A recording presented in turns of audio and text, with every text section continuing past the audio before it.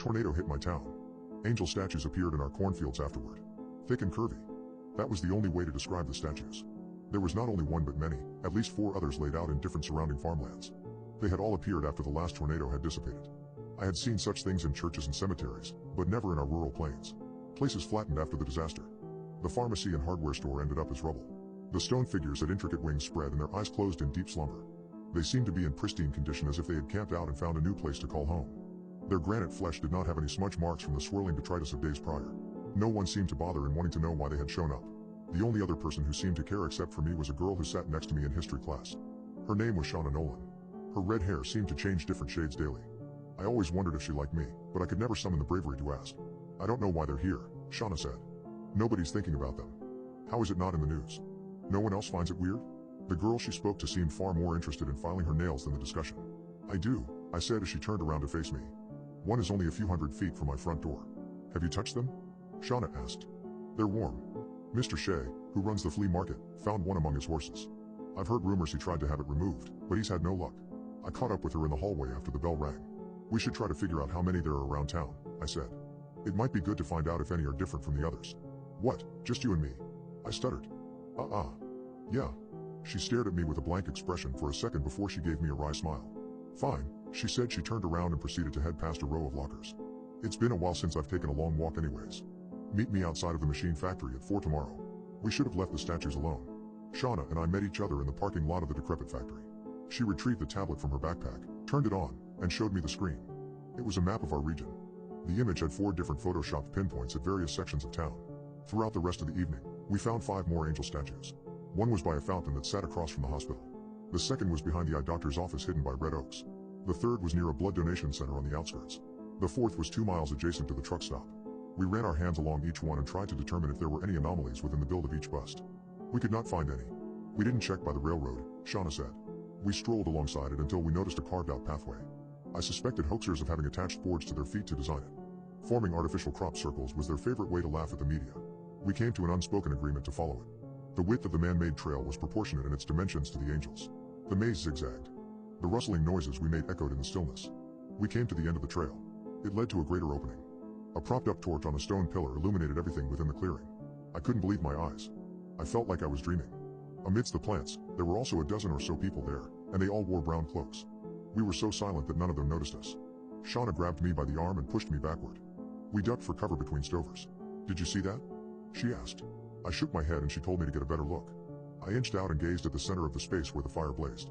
I could not believe what was happening as my body became paralyzed with fear. The 5th angel statue was there, but its head was beneath an old medieval-style guillotine. Its blade shimmered. I recognized the man who held the raising rope. It was Holohan, the dullest used car salesman in the entire county, or so I thought. Pinned to the chest of his robe was a silver piece, and it glinted under the moonlight with a maiden. I squinted at it to make sure it was not a skull and crossbones. It was a clock with a hand at the top center. I still had an uneasy sensation in my stomach. He let go of the cord and the blade dropped. The angel's head tumbled. Shauna muffled a scream at what she saw. A pool of black blood oozed from the open neck. Someone grabbed my hands and yanked them behind my back. I struggled and attempted to flee, but they threw me to the ground. I looked over and watched as Shauna yelled in terror. Burly men placed zip ties on both of us and paraded us to the center of their gathering strange spectacle. Their uniforms reeked up close of sawdust, sweat, and fresh dewy grass. Holohan walked up to Shauna and kept his face only a millimeter away from her eyes. Do you know who we are? He stood and approached me after. Did you two know whose ceremony you were interrupting? No, I said. We didn't do it on purpose, I swear. My children were busy tending to a most significant ritual, he said. I wanted to tell him his followers did not look like anything but grown adults to me, but I chose to bite my tongue. We are the 10 Midnights. There are 10 heavenly bodies. They look to the average person like a planet, within your sphere of existence. The 10th is not visible. In sacred cosmology, this is often labeled the counter-Earth. I was confused as why they were so willing to share so much information about themselves. The average human, I cannot perceive it. It is full of monsters that we must kill at any cost. You two can be recruits, but only in return for a promise of silence. What you have seen here today must remain secret. We meet with one another 10 times every month.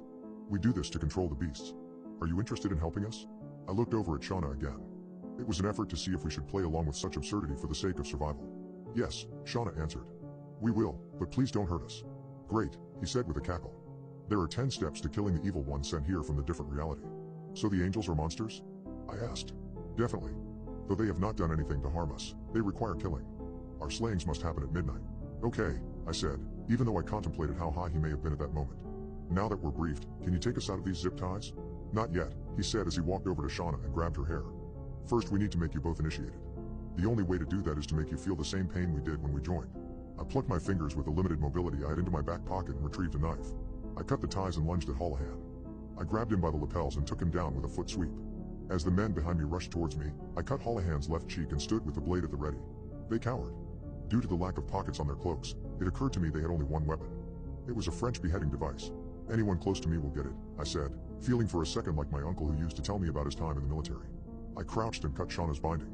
Shauna kicked Holohan's knee and then landed another flat foot against the stone pillar. It moved and the torch collapsed. The fallen dried corn stalks laid out by the wind all over the perimeter of the dirt circle went up in flames. I grabbed Shauna's hand and we sprinted as one of the cult members yelled an agonized cry as the fire engulfed him. We never returned to that area again. A few weeks later, Shauna and I were still in utter shock. We hadn't talked much about it until this instance. You haven't told anyone about what we went through, Shauna said. Right? No, I said. I always heard about politicians within the community being in nefarious groups. We did not want to ruffle the feathers of anyone who could control the narrative. Do you think the angel got destroyed in the blaze? I asked. The fire spread fast. If the blood we saw draining from it could have been gasoline. Holohan planned on killing everyone there that night. Crazy as he was, it wouldn't surprise me. The angels vanished, she said. No one's seen them since we left that field. She was partially right, aside from the fact that there were only two left. One was in the cornfield beside my house. The other was in Shauna's backyard.